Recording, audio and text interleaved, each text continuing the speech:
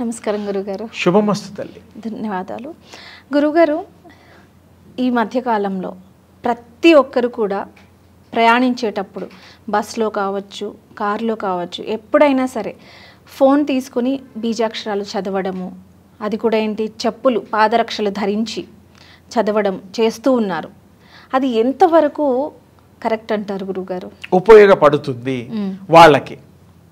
ఇది కూడా మంచి ప్రశ్న అమ్మా. భగవంతుడు లేని చోటు లేదు. అవును, సర్వాంతర్యామి, సర్వాంతర్యామి, సందేహం లేదు. కానీ దానికి కొన్ని మర్యాదలు ఉన్నాయి. ఇప్పుడు కారులో కూడా దేవుడిది పెట్టుకుంటారు. అవును. చాలామంది విశ్వాసంతో నా కారులో ప్రయాణం చేసేటప్పుడు ఎవరికి ఏమీ కాకూడదు, ఆపదలు రాకూడదు అనే ఉద్దేశం. అది తప్పులేదు. కొంతమంది పువ్వులు కూడా పెడుతూ ఉంటారు కార్లలో దేవుడికి, తప్పులేదు. బీజాక్షరాలు అనేటువంటిది పలకడం అనేటువంటిది చాలా జాగ్రత్తగా, శాస్త్ర ప్రకారం బీజాక్షరాలు పలకడం కుదరదు. మానసికంగా చెయ్యొచ్చు, గురుముఖత స్వీకరించవచ్చు, మానసికంగా చెయ్యొచ్చు.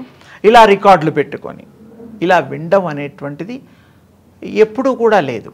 ఈ మధ్యకాలంలో చాలా ఉధృతం అయిపోయింది.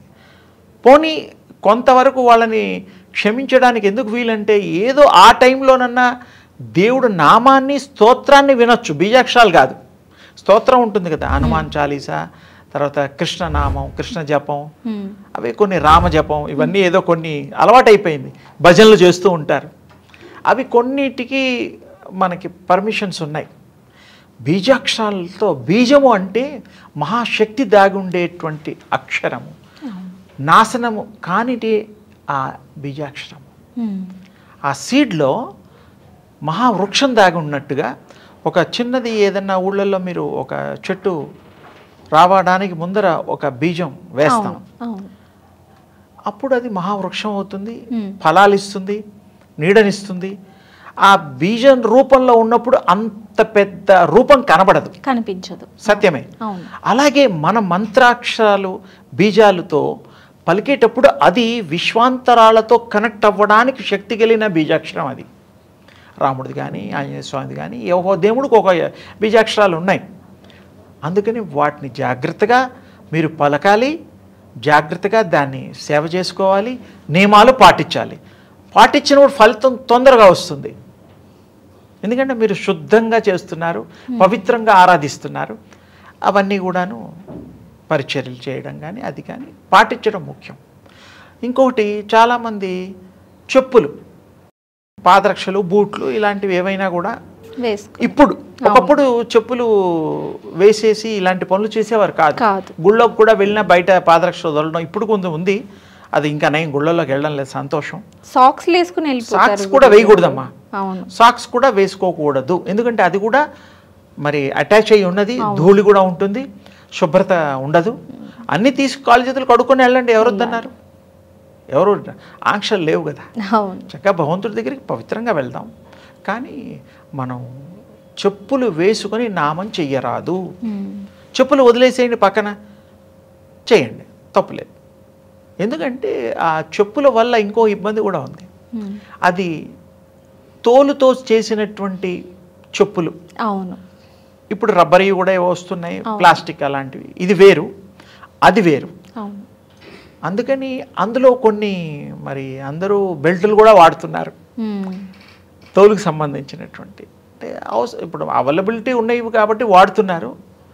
మరి అది ఎంతవరకు సమంజసం అంటే, మనం ఒకప్పుడు వాడేవాళ్ళం కాదు, ఇప్పుడు వాడుతున్నారు. అది దోషంతో కూడుకున్నట్టుగా మన పూర్వీకులు చెప్పారు.